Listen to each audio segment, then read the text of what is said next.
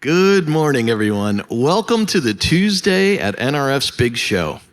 My name is Scott Bernhardt. I'm president at Planalytics, and I'm proud to share the stage with these gentlemen. I'll give them an opportunity to introduce themselves in just a moment. But happy to be sharing the stage with at-home Primo Brands, right, and HEB. So this is as I said, this is sponsored by Planalytics. We're proud to be a part of this and sharing the stage with some very good-looking gentlemen up here that I'm going to ask to introduce themselves, starting with Chris, if you would, please. Hi, everybody. I'm Chris Callahan. I'm a VP DMM at Home. For those of you who don't have an at-home store near you or are not familiar with the brand, we're a 260-store chain of home furnishings. Specifically, I lead indoor furniture, outdoor furniture, garden, and lighting. I've been at Home for about a year. And prior to joining At Home, I spent a pretty long stint at Walmart, and I'll reference a few stories from my time there today as well. Good morning, everybody. I'm Joe Wright from Primo Brands. Been with Primo Brands for 2 years now. Prior to that, was at Kellogg Company for 26 years. Primo Brands is actually a new company. We just formed in November. So Blue Triton Brands merged with Primo Water in November. So very exciting and interesting times now for us. With some of our brands that you might recognize, Pure Life, Saratoga, Mountain Valley, and then for regional, it's Poland Spring, Ozarka, Deer Park, Zephyr Hills, Ice Mountain, and Arrowhead. I think I got them all there. So, but looking forward to having some conversation about the weather with this panel. Good morning, everybody. My name is Randy Bermea. I am a senior product manager at HEB, a leading regional retail grocer in Texas. I lead a team of product managers that are primarily focused on building tools and systems that help our stores manage inventory. Great, thank you to the three of you. So we're here to talk about the weather a little bit, right? It's a good one, Chris. I'm stealing that line. So quickly, I just want to get some terms and definitions out for everyone. So if we were to, in our conversation, say something like WDD, you would understand that it stands for weather-driven demand. There's actually three concepts we'll be covering off as part of this presentation. One is weather sensitivity. That's how variable, how much up or down, right? A product, a service, store traffic, any of those sorts of things are related to the weather. So it's just measuring how weather sensitive a particular situation would happen to be. The volatility has a lot more to do with the dollars and cents of the situation, right? How much money is in play. And then finally, weather-driven demand. That's that lift or drag that weather and only the weather brings to the situation. So we'll be talking a fair bit about weather-driven demand and WDDs a lot. So I want to make sure we're all clear on that. Good? All right. Also, there's the NRF. We're very proud to be working with the National Retail Federation as an organization. They have a white paper out on some of the subjects we're talking about today. So in addition to what you're about to hear, you can also read about it in the NRF white paper, and I encourage you to head in that direction.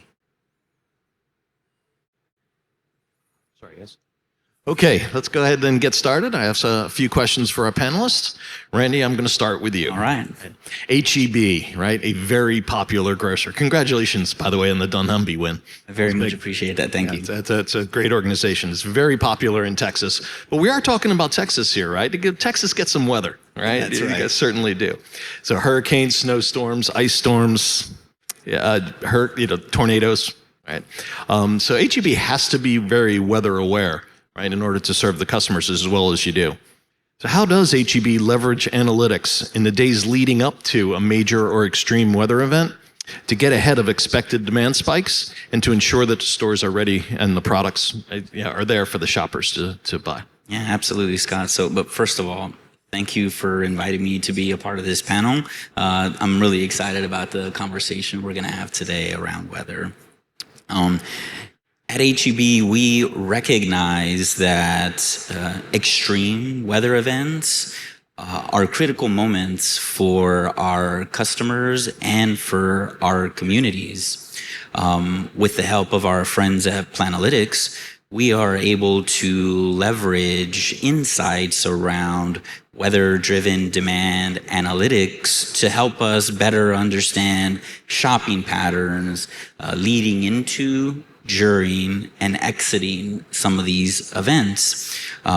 For example, our forecasting models now can use historical data, trends, and combine it with weather analytics to help us more precisely predict where we'll see a spike in demand for specific items down to the store and SKU level, helping us better prepare for these conditions in advance, and this is important, in advance of these wintry storms or hurricanes impacting our communities. And furthermore, it also allows us to inform our supply chain teams that so that they can pre-position and adjust for the spike in total volume that they'll see pushed through our network because of these events.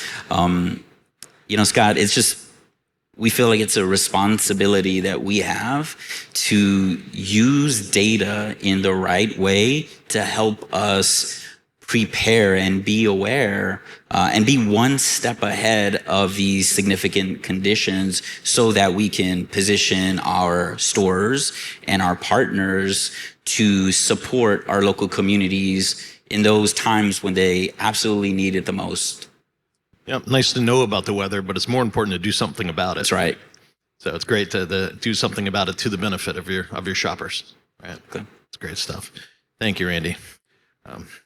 We'll come back to next questions to Joe, and we'll come back to you in a moment. So, Joe, bottled water, right? One of the most weather-sensitive products that we've ever measured anywhere. It's bottled water, right? Even a 2 or 3% lift or drag can be a huge dollar figure, right? And such a weather-sensitive product. How does Primo Brands look to use these analytics, both initially and then further on? Are the additional visionaries, activities, significant weather, extreme weather, all those sorts of things, right? How do you use those analytics now and in the future? Thanks. That's a great question. And like I said, I started with the company 2 years ago, and it was very interesting. The weather was talked about a lot and a lot of sound bites, but there wasn't any was a lot of hey, I think it's going to do this during this time, so on and so forth. And it was very interesting to try to understand what was happening in weather with all kinds of other variables that come into play. And so, I've really there's really two main use cases for us, in terms of leveraging weather-driven demand. One for me is around explainability. So that is about trying to explain what happened, and then how do you action it more in the future to understand it. My prior company, we implemented what's called a help drive this driver-based forecasting, right? So really moving away from a black box model, you get all these stats and here's a number. We were really focused on explainability, and I was willing to sacrifice points of accuracy for explainability around distribution, promotion, media, macroeconomic in terms of especially the water category. There's huge correlation to GDP, and then even the competitive environment as well. But then weather, for the company, for us at Primo Brands, as was mentioned, there's some pretty big swings in demand. A lot of it has to do with temperature primarily, but we couldn't answer those questions. And so initially talked with Planalytics and man, this is a no-brainer for us to get better at this in terms of with explainability. I don't want to go through the exercises I was going through to try to explain it before pulling all this data together. But it's been a great partnership for us. And like I said, the first is around explainability, and think about your annual operating plan, right? And so a lot of it's around you'll hear peak and then the shoulder months, especially in the north as well. When it gets warmer, you see a spike in demand. And so we've been able to leverage this information, like I said, as we're annual planning, understanding those comps, but more importantly, what other activities do we have to do to help offset some things that we saw in the marketplace that you really can't control. So that's one of the first use cases. And the second is very similar to what Randy had talked about, is we're actually implementing a demand sensing capability, which what we've seen is has improved our forecast accuracy by about 20% within 28 days. This has taken multiple demand signals from orders, shipments, historic, as well. And then also working on trying to, with retailers, as you mentioned, your forecast, would love to bring that in with ours and kind of like, that'd be even really good sweet spot for us. But then also now what we're doing is how do you leverage the 14-day the temperature forecast and bring that into our forecast, right? And so from a 3-digit zip perspective, with all the history that Planalytics and leveraging the coefficients, with future forecasts, right, which we know there's some variability with that to build into as well. And what that really drives is very similar to what Randy said in terms of making sure you have the right product at the right place at the right time, collaborating as well, and just kind of coming into a potential heat wave, then how it comes out of that as well is really, really critical. And so again, for us, the two main use cases were one around explainability. And then the second is really around that execution piece, in terms of making sure. And then, to be honest, before folks were like guessing what that is, like I think we're going to put more of that in, but we've embedded that from an analytics perspective, into our forecast, and then also build that into our process as well. I like what you said about explainability in my current role. When I first came into the role, and I'm the only VP in the company leading a highly seasonal business, and we were in between CEOs, and we kind of had a board member stepping in to take that responsibility for a while. And when in a patio and garden business, early in the season, you can have wild swings, +30, -30, +40, -40, depending on weather. And I remember kind of explaining that idea when he was asking about why we were having these big ups and downs, and he asked me like, well, how often should you expect to have favorable weather? And I was like, well, you don't know. And by the way, it doesn't always net out positive or negative one year to the next. And that's why you need a weather-driven demand service to help you figure that out. Yeah, and Exactly, and don't guess. Right? That's right, don't guess. But I definitely appreciate Joe bringing up the value of explainability. I think one of the things that I didn't touch on that I think is incredibly valuable for us as well was providing those insights and support to our partners in our stores that are managing inventory, giving them the confidence that our systems are prepared and weather aware so that they don't have the cognitive load of having to determine how much should I bring in to support our customers. We sort of have that covered with the help of Planalytics. In your processes and systems, frankly, I mean, we're all busy, right? And people don't have the time, and then all of a sudden, an extreme event is coming in, and not only have to be on top of it, you have to be ahead of it. That's right. That's exactly right. That takes a lot of, as if you're not busy enough, and now here comes, a storm or what have you. Yeah, that's right. Tough stuff. Chris, I'm going to move on and direct this question to you. You've experience in the industry, seasonal items versus year-round product, if you will. Right? Very different weather sensitivity, different activities, different things happening right within those products. Can you talk a little bit about that, particularly from a preseason planning? Right, gaining that understanding, and we talked a lot about that in season, and here comes a hurricane, or here comes a snowstorm type thing. What about preseason planning and then things like that? If you could talk to that a little bit, and look at kind of those. You touched on this a little bit before, but those unfavorable weather comps. Right, we all love it when the weather helps, but sometimes not so much. Yeah, I'll just share a couple examples from my past life. I've managed a lot of seasonal businesses, from apparel to home and hard lines, and a lot of everyday businesses, things that are super steady, like plastic storage or something like that, Sterilite and Rubbermaid.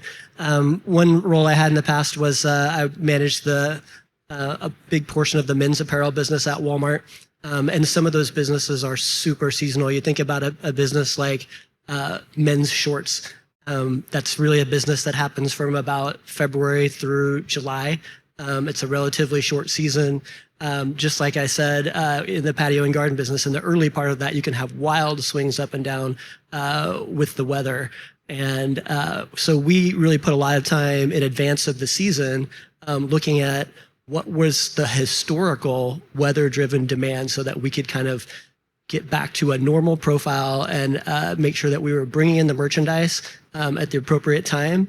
And at Walmart, because you have 4,000 stores, you also have a huge network of distribution centers that support that. And making sure that you get that merchandise into the right distribution centers. It was very common that you could say have a really hot summer in the upper Midwest, and you wouldn't want to repeat that in terms of sending back extra merchandise to that distribution center that supports the upper Midwest the next year. You want to kind of flatten that out. So getting that right in the pre-season planning between buying, planning, and replenishment is critical.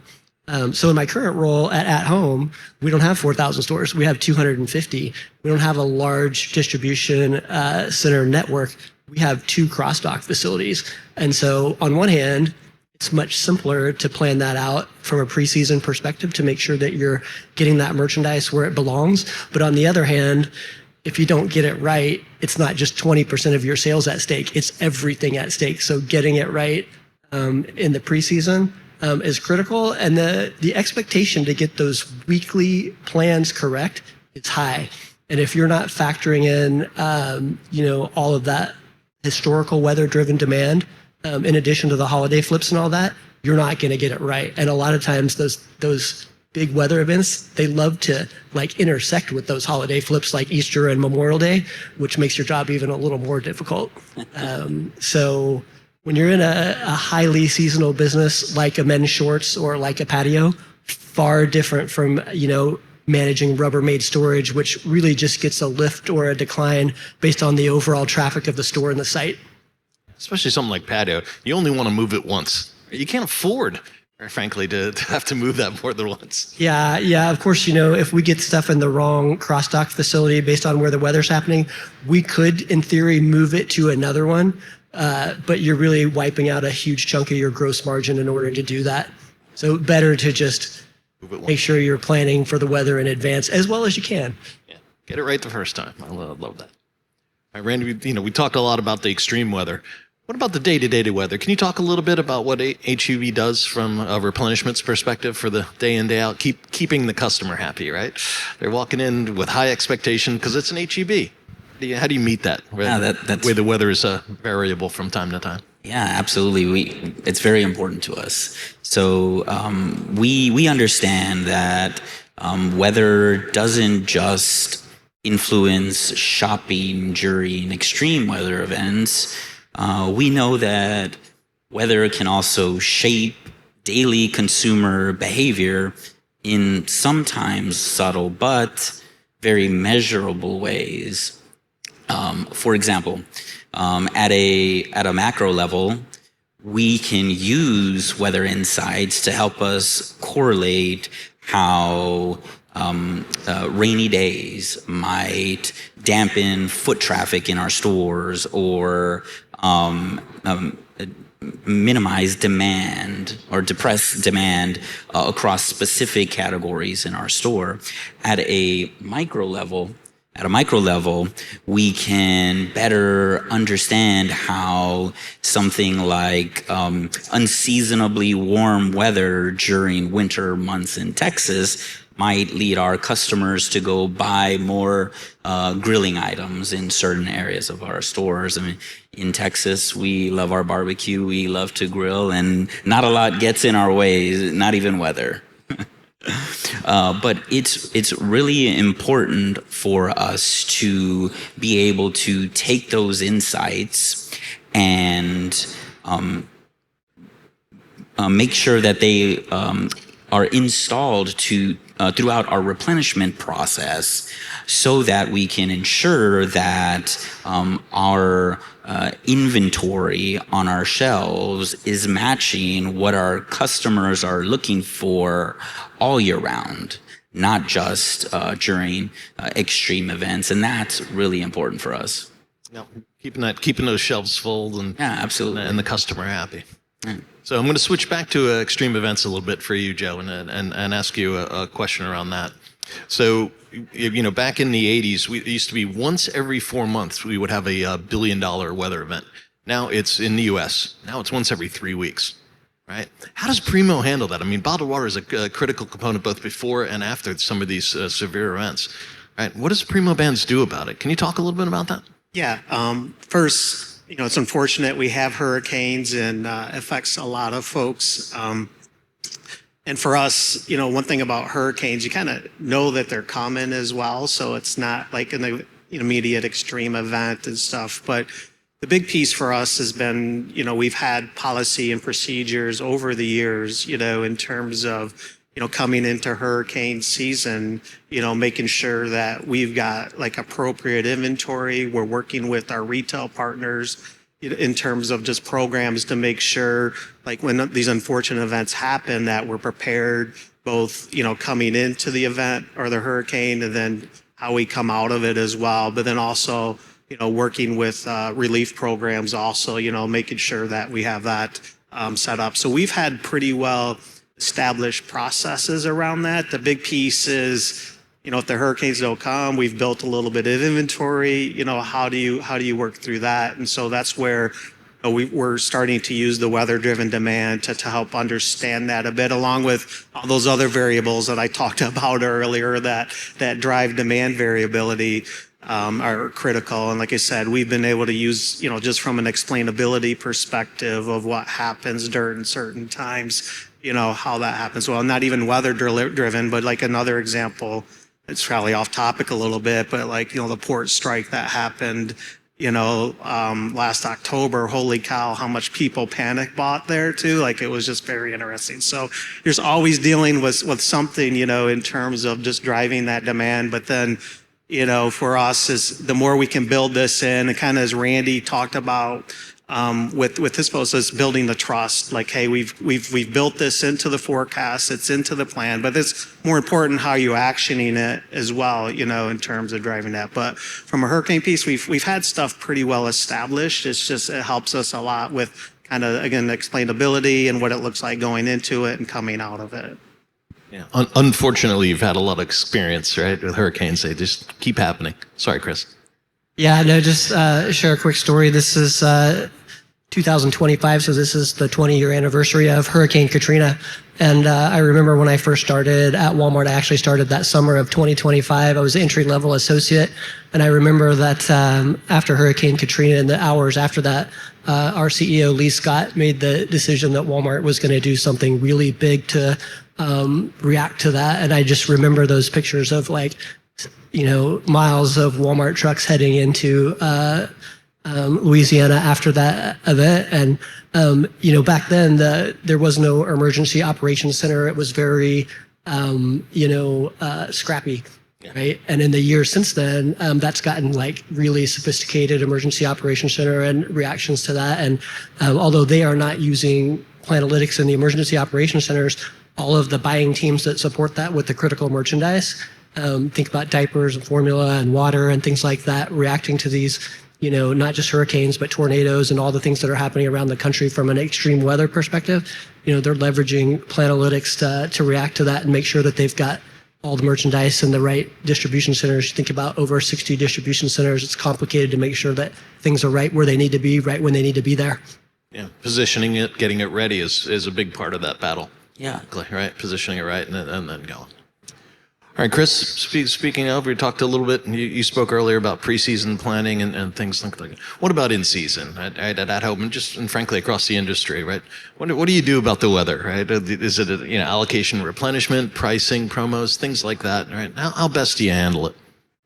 Yeah, no, the in season is where it gets fun and where you obviously don't have as much time to react and you have to make decisions much quicker. So there's a component of that in season that's the explainability portion of it, and it's really nice to have that the facts on weather. I speak to our CEO every single week about what's happening in our seasonal businesses, and it's nice to be able to dissect the facts from the feelings when it comes to weather. But how you actually react in season, when I think about my time at Walmart, in apparel, 6 fashion distribution centers, everything's 3 to 5 days away from the stores. You see a weather-driven event coming, it's 3 weeks out. You only need 5 days to react. So a simple adjustment to the profile, a manual push, and you can react to weather in any part of the country. It's very simple. Now at home, with 2 cross-dock facilities and an allocation versus a replenishment method, it's very different how we react. You allocate about a week in before it hits the DCs, and then you have 2 weeks before it hits the stores. So we can only really see weather accurately about 3 weeks out.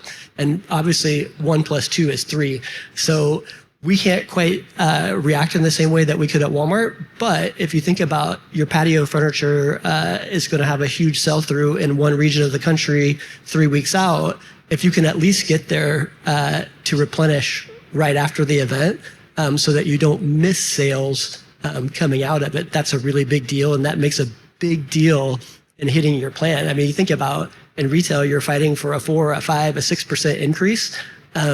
Maximizing every one of those events is big. At the same time, when you think about where are you going to take price, when are you going to take price, when are you going to take clearance, all of that stuff is very intertwined with how we're using Planalytics and weather-driven demand. So really the in-season piece of it to me is even more critical, and that's where you win those dollars back, is on the in-season piece of it. I did. So I think you mentioned something very critical, at least for us, and that is coming out of a lot of these events. How does weather analytics help inform where we need to recover for the next round of shopping? And then also, how do we mitigate overstock or waste in key areas of our store?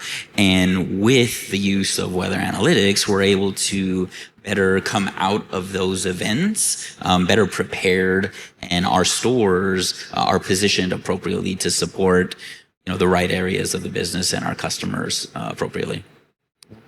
It's the anticipation and the recovery, Yeah. right? And it's a constant process. It's a constant flow. Well, gentlemen, I thank you. Right, that was a wonderful session. I appreciate your candid responses to everything. Speaking of extreme weather events, right? I do encourage you all to come by our Planalytics booth 4039 and check out our latest product release at the Extreme with an X, right? Extreme weather, and check it out. And again, Randy, Joe, Chris, thank you guys so very much, right, for participating in this. Great. Scott. Thank you. So much.